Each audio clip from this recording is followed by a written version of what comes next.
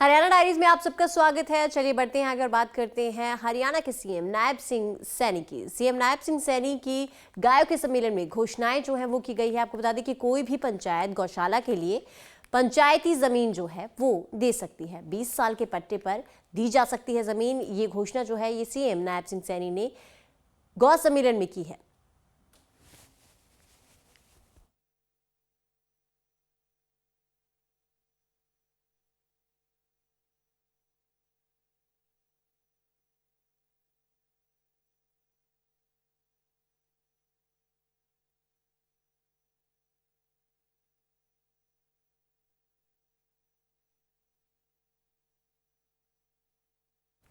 तो इसी दौरान आज आपको बता दें कि सीएम नायब सिंह सैनी जो हैं वो पलवल पहुंचे और पलवल को उन्होंने सौगात दी है। महारानी पद्मावती महिला कॉलेज की आधारशिला जो है वो सीएम नायब सिंह सैनी ने रखी। सुभाष चंद्र बोस इंडोर स्टेडियम का भी उन्होंने उद्घाटन किया।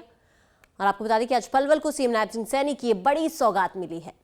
इसके साथ ही सुभाष चंद्र बोस इंडोर स्टेडियम का उद्घाटन जो है वो सीएम नायब सिंह सैनी द्वारा किया गया। और साथ ही साथ यहाँ पर सीएम नायब सिंह सैनी ने पलवल में जो महारानी पद्मावती महिला कॉलेज है उसकी आधारशिला भी रखी।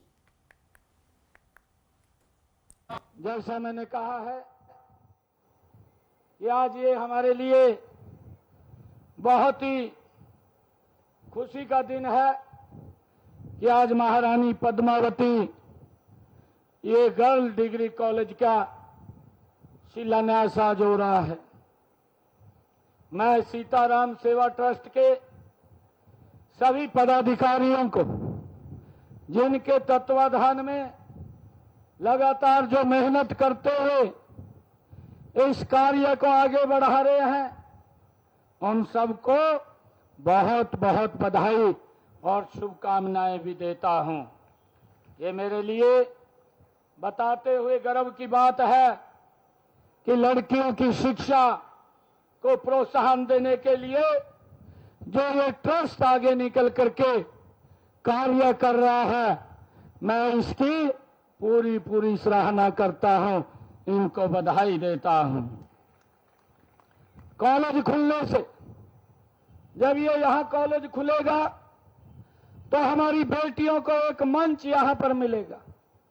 मुझे ध्यान में है जब मेरे आदरणीय मनोहर लाल जी ने हरियाणा प्रदेश के अंदर एक रोड मैप बनाया, और रोड मैप बनाया क्योंकि हम गांव में जाते थे, जब लोगों से बात होती थी इस बात की बेटियां आकर के चर्चा करती थी कि हमारे यहां कॉलेज खुल जाए, हम पढ़ने के लिए तैयार हैं, हम आगे अपनी शिक्षा को बढ़ा सकते हैं।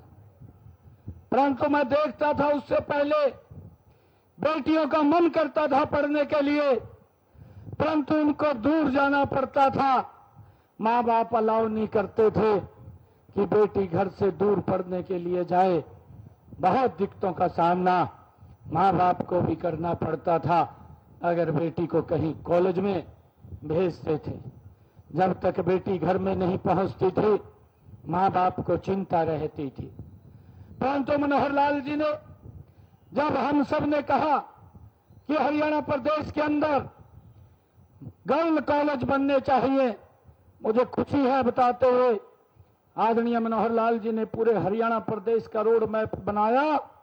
हर 20 किलोमीटर के ऊपर देखते ही देखते इन्हीं 10 वर्षों के अंदर एक बेटियों के लिए कॉलेज खड़ा करने का काम ये हमारी सरकार ने किया है। इसके साथ ही आपको बता दें कि आज रेवाड़ी में हुई एक दौड़, देश की नाम हाफ मैराथन। जी हां, हाफ मैराथन को सीएम सैनी ने रवाना किया और रेवाड़ी से सीएम सैनी ने हाफ मैराथन को हरी झंडी जो है वो दिखाई। तो हाफ मैराथन में बड़ी संख्या में युवाओं ने भाग लिया। रेवाड़ी के लिए आज का दिन ऐतिहासिक, ये सीएम नायब सिंह सैनी ने कहा। सीएम ने युवाओं को नशे से दूर रहने का भी यहां पर संदेश दिया है। रेवाड़ी को सीएम ने बताया वीरों की भूमि और पीडब्ल्यूडी मंत्री डॉक्टर बनवारी लाल, विधायक लक्ष्मण सिंह उनके साथ यहां मौजूद रहे। तो विपक्ष पर सीएम सैनी ने यहां पर जुबानी हमला भी बोला। क्या कुछ उन्होंने कहा वो भी आपको सुनाते हैं। मैराथन का कार्यक्रम रेवाड़ी के अंदर था।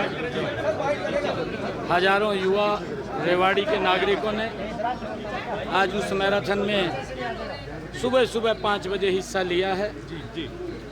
आज मैराथन तिरंगा लेकर के लोग निकले हैं। उसमें फर्स्ट, सेकंड, थर्ड, फोर्थ जो बच्चे मैराथन के अंदर आए हैं उनको इनाम भी डिस्ट्रीब्यूट किया है। और ये इस प्रकार के जो कार्यक्रम हैं इससे बच्चों में एक उत्साह भी आता है। उत्साह के साथ साथ बच्चे कुछ करने के लिए उनमें जोश भी आता है, शरीर भी स्वस्थ रहता है। आदरणीय नरेंद्र मोदी जी ने फिट इंडिया अभियान शुरू किया और उससे देश के लोगों को पूरे विश्व के अंदर लाभ मिल रहा है। हरियाणा में हर घर तिरंगा अभियान चलाया गया और 6,225 ग्राम पंचायतों और 143 ब्लॉक में यह अभियान जारी है।